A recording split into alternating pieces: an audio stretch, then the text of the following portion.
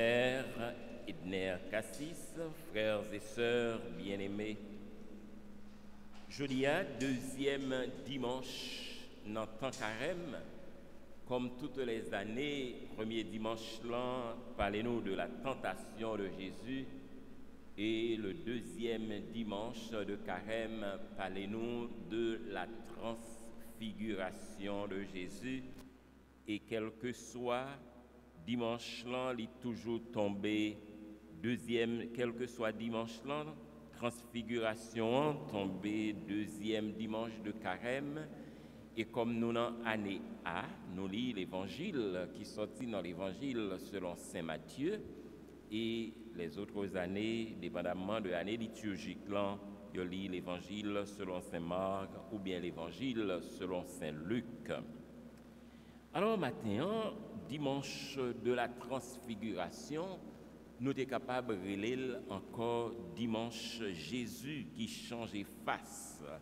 Dimanche du changement d'apparence du Christ, lui, Jésus, qui se montre revêtu de gloire avec trois disciples sur le mont Tabor.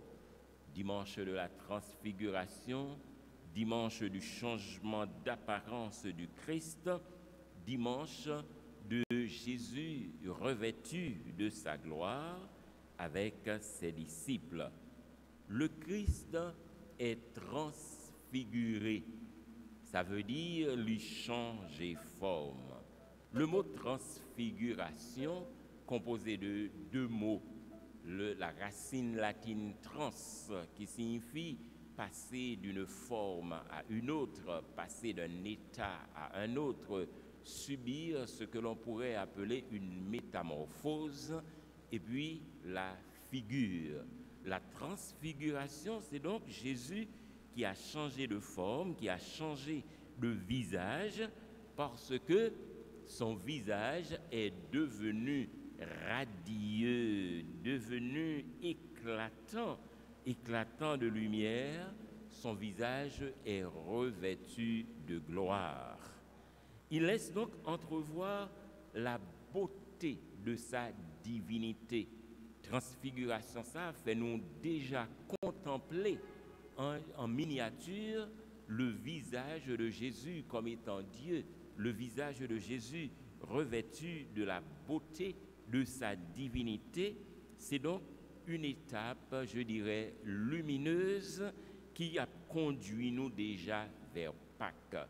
C'est parce que au dimanche de Pâques, Jésus ressuscité, la gagné un visage éclatant, ça visage radieux, ça visage ça qui est habité par une splendeur, par une beauté extraordinaire, un visage ensoleillé.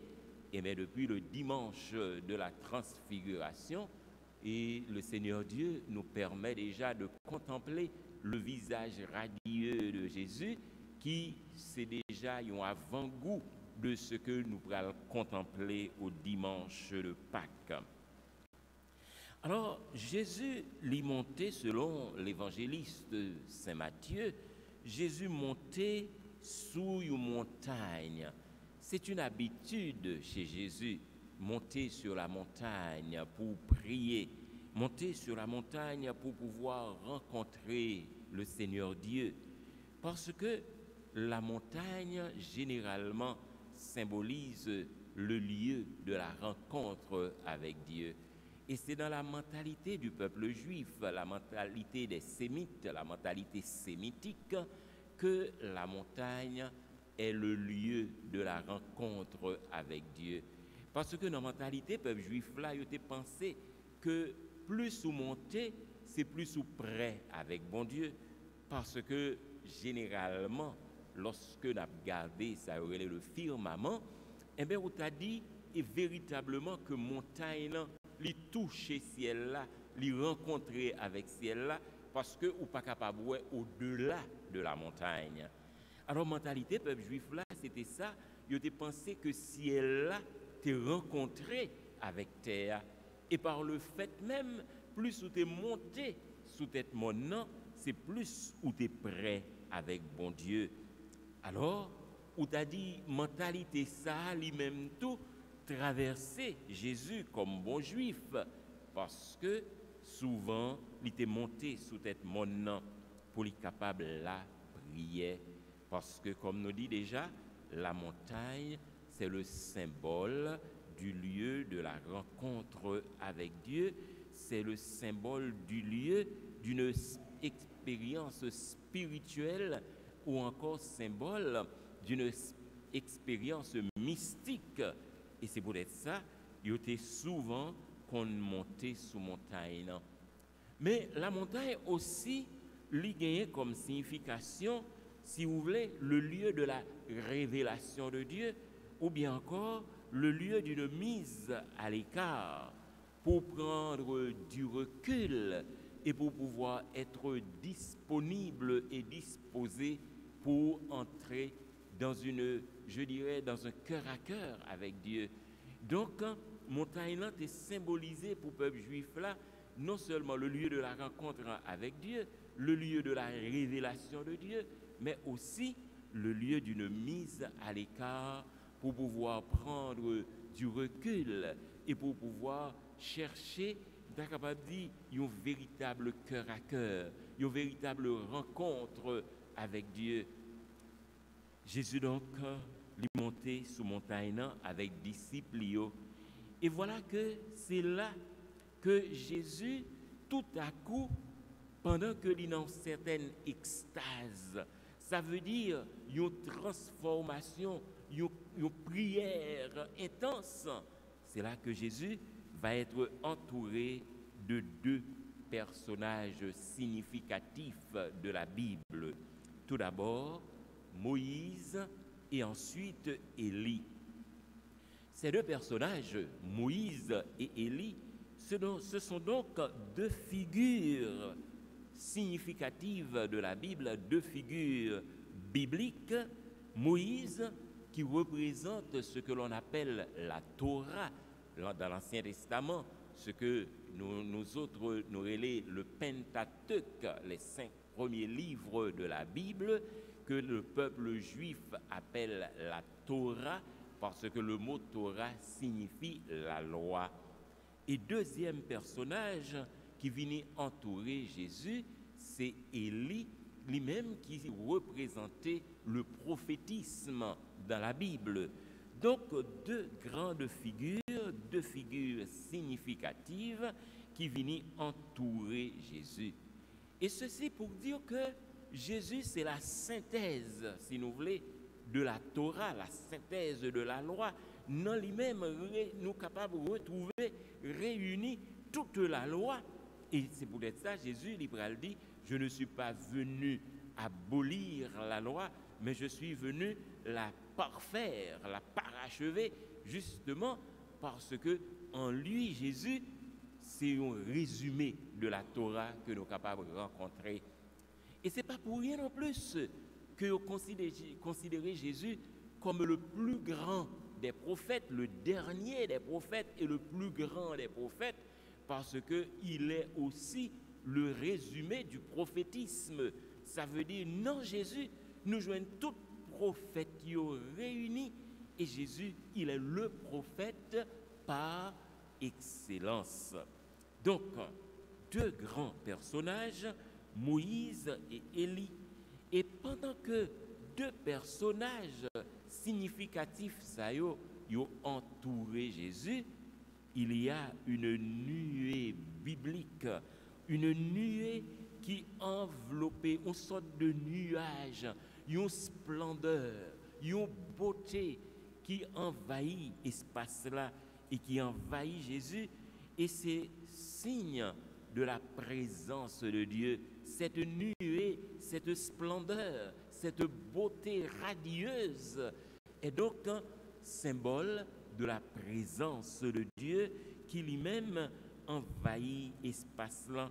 Et cette vision invite donc à garder l'espérance parce que nous allons rencontrer Jésus durant le vendredi saint qui pourra comme un peu défiguré, mais déjà dans le dimanche de la transfiguration, Dieu nous fait contempler la beauté du visage de Jésus et qui pourra permettre que partisans lui garder une vision, ils pourra garder une certaine espérance à partir de ça qu'ils contemplé. Et je suis capable de dire déjà, non, transfiguration, ça, c'est la Trinité déjà qui se manifeste. Un peu comme le jour du baptême de Jésus, nous songeons qu'une voix a parlé, si elle l'a l'ouvrit, il y a une voix qui t'a parlé, qui te dit, celui-ci est mon fils bien-aimé, dans lui, moi, je joins tout plaisir. Et même voix ça qui t'a parlé le jour du baptême de Jésus dans le Jourdain, c'est voix ça pour parler encore pour lui dire, celui-ci est mon fils bien-aimé, dans lui, moi, je joins tout plaisir et m'a invité nous pour nous écouter Jésus. Donc c'est la voix du Père qui a parlé. Et Jésus, il est là présent avec cette nuée qui l'entoure, qui symbolise non seulement la présence de Dieu, mais la présence de l'Esprit Saint. Ça fait nous contempler déjà, dès le deuxième dimanche de Carême, la présence de la Trinité. Et c'est un dimanche qui invite nous pour nous accueillir carrément comme un temps non seulement de la transfiguration de Jésus, mais aussi un temps de la transfiguration de notre vie, car la conversion n'est autre qu'une transfiguration. La conversion n'est autre qu'un changement de vie. La conversion n'est autre qu'un changement en profondeur. La conversion n'est autre que ce que les théologiens appellent une métanoïa. Une métanoïa, ça veut dire une transformation, un changement total, capital, un changement de vie et, si nous voulons, une transfiguration. Et de façon positive, vraiment, la conversion, c'est une montée vers Dieu. C'est une ascension, si vous voulez, de la montagne avec le Christ. C'est une montée, c'est une transfiguration où nous devrions vivre avec le Christ, une transformation, une transfiguration sur la montagne où nous devrions vivre avec le Christ dans une rencontre avec Dieu. La conversion, frère mio, l'y opérer dans la vie, nous comme chrétiens, une véritable transformation et transformation de notre être défiguré, de notre être déformé par le péché. Nous songeons dans le livre de la Genèse, premier livre de la Bible, bon Dieu, il a créé moun à son image et à sa ressemblance. Donc nous avons été créés à l'image de Dieu, à la ressemblance de Dieu. Certainement, nous sommes belles, certainement, nous sommes envahis par une beauté, par une candeur, si nous voulons, par une innocence, parce que nous sommes créés à l'image et à la ressemblance de Dieu. Certainement, nous sommes belles. Mais malheureusement, le péché a défiguré le portrait de Dieu en nous. Péché a déformé visage bon Dieu dans nous-mêmes. Péché a, tu es capable de dire, dévisager nous. Péché a fait nous perdus chez nous. Péché a dévisager nous. Et péché a vient faire nous l'aide. Et la conversion, la transfiguration, pas vrai, la conversion qui n'est autre qu'une transfiguration, qui ça lui fait, lui vient imprimer à nouveau le visage de Dieu en nous, lui vient imprimer encore la figure de Dieu, l'image de Dieu en nous, pour nous capables de retrouver chez nous que nous t'ai perdu à partir du moment que nous avons connu le péché, à partir du moment où nous avons été défigurés, à partir du moment où le péché a déformé le portrait de Dieu, le visage de Dieu en nous. Alors, transformation ça, transfiguration ça, eh bien Jésus l'y subile et l'y invite nous pour nous accepter que lui-même l'y transformer nous, l'y transfigurer nous, l'y changer figure nous à partir de une conversion que nous sommes capables de faire pendant tant carême ça. Un personnage significatif que nous rencontrons encore dans la liturgie de ce jour, c'est le personnage d'Abraham. Ah ben, Abraham, comme nous connaissons déjà, c'est un personnage biblique très important, le père du peuple juif, notre père dans la foi, parce que l'idée accepté fait bon Dieu confiance, l'idée accepté marcher d'après l'ordre bon Dieu, d'après invitation bon Dieu, l'idée accepté pour lui entrer dans une aventure avec bon Dieu. Même lorsque toute bagaille pas paraître clair pour lui, même lorsque tu as raison pour lui, tu es capable de gagner des doutes, des peurs, mais Abraham t'a fait confiance, il t'a accepté pour lui mettre lui en route, il t'a accepté pour lui écouter parole bon Dieu et pour lui faire un bout de chemin avec bon Dieu. Toute vocation gagner la donne, ils ont quitté, ils ont abandonné, ils ont laissé. C'est la même chose pour Abraham.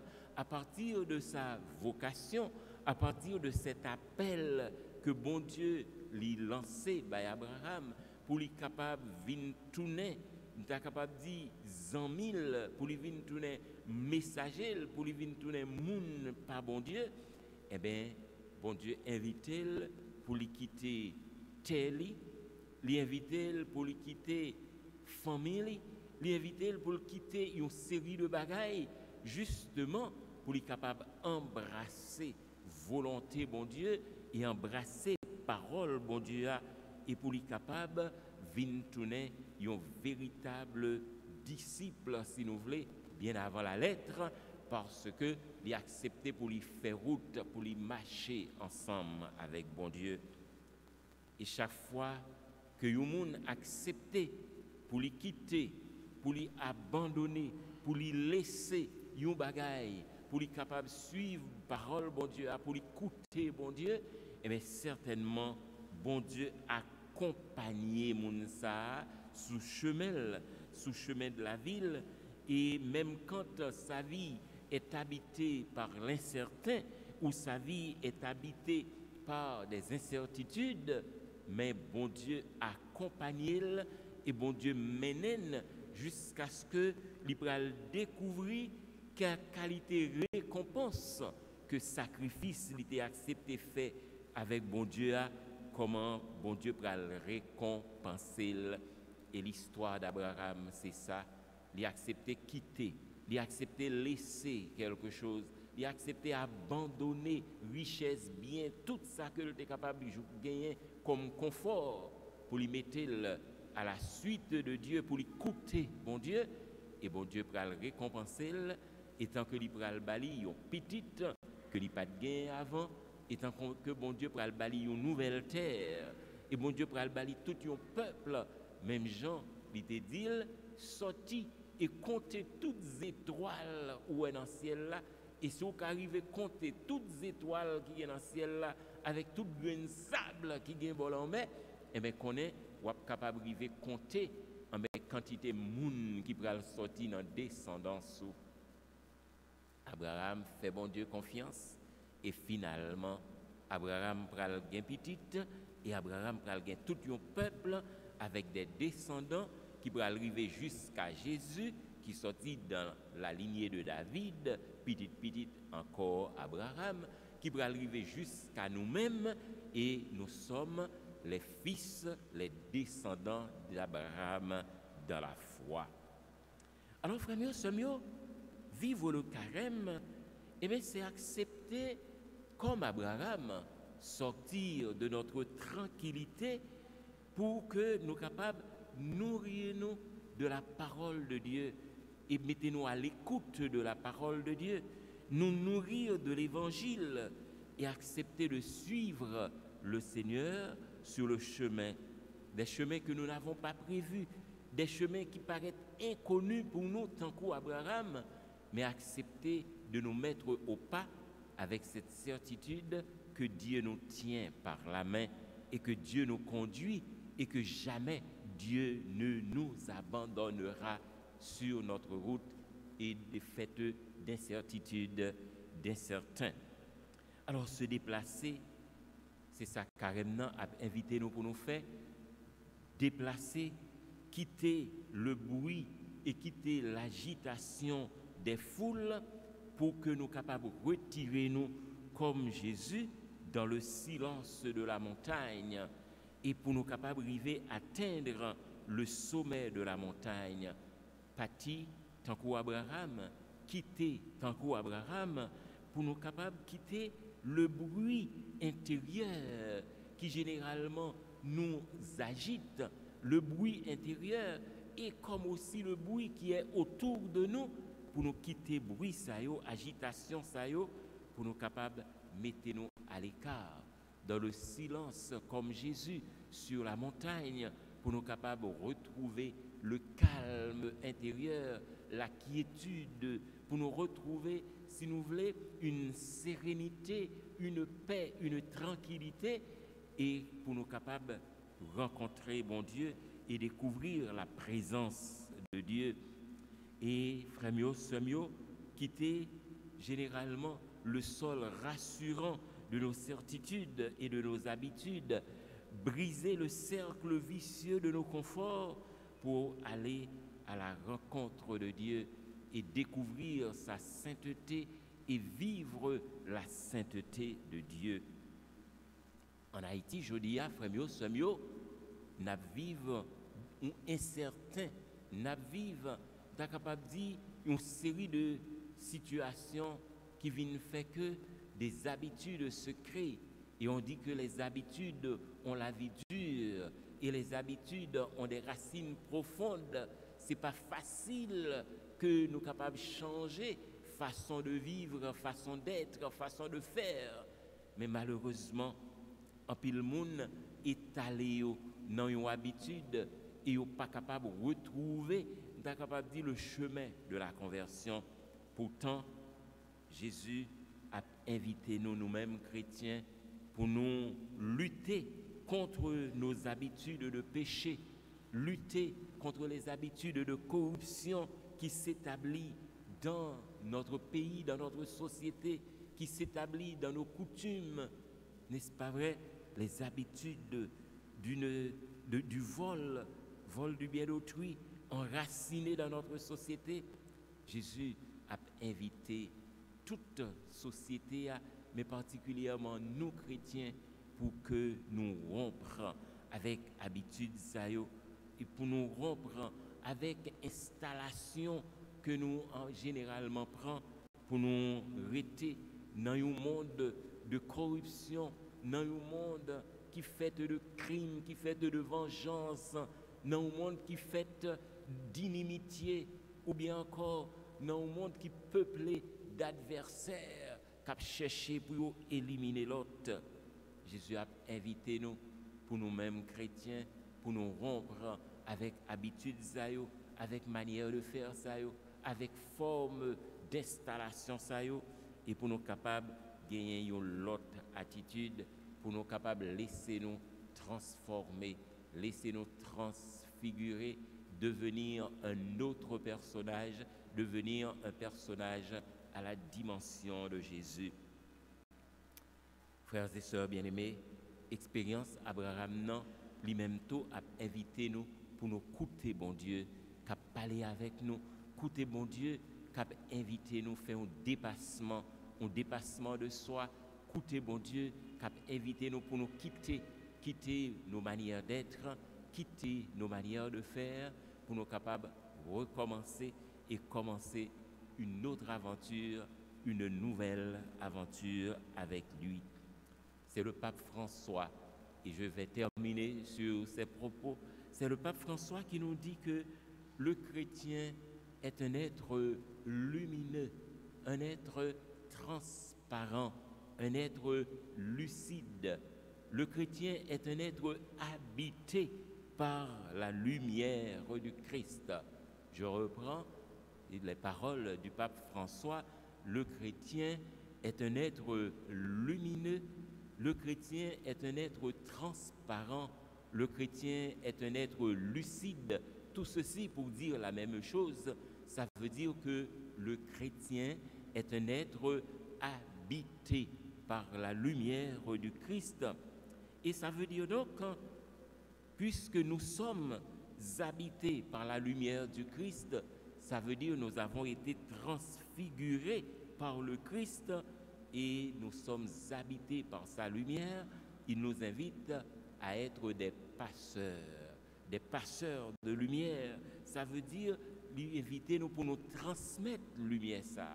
Lui inviter nous pour nous quitter lumière ça qui habite nous, aller illuminer d'autres mondes pour eux-mêmes tout, ils sont capables de tourner des témoins, pour venir tourner des partisans du Christ et des mondes aussi qui ont fait luire, qui ont fait lumière Christ là briller tout côté yo passé. Nous pas besoin marcher dans les carrefours et dans les recoins pour nous dire que nous sommes des êtres lumineux ou bien nous sommes des êtres transparents, des êtres habités par la lumière et la lumière du Christ.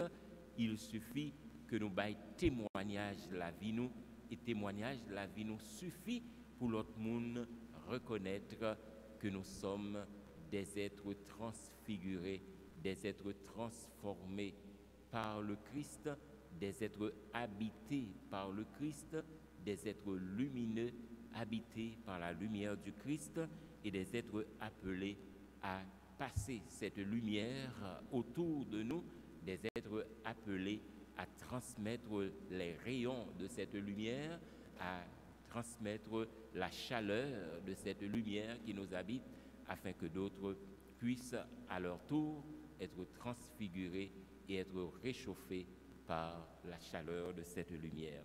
Que ce dimanche, frères, de la transfiguration qui nous invite à la conversion et qui nous invite à gravir la montagne avec le Christ pour être aussi transfigurés, nous donne la possibilité de rencontrer le Christ et nous donne la capacité de pouvoir transmettre ce que nous avons reçu et le faire connaître autour de nous. Amen.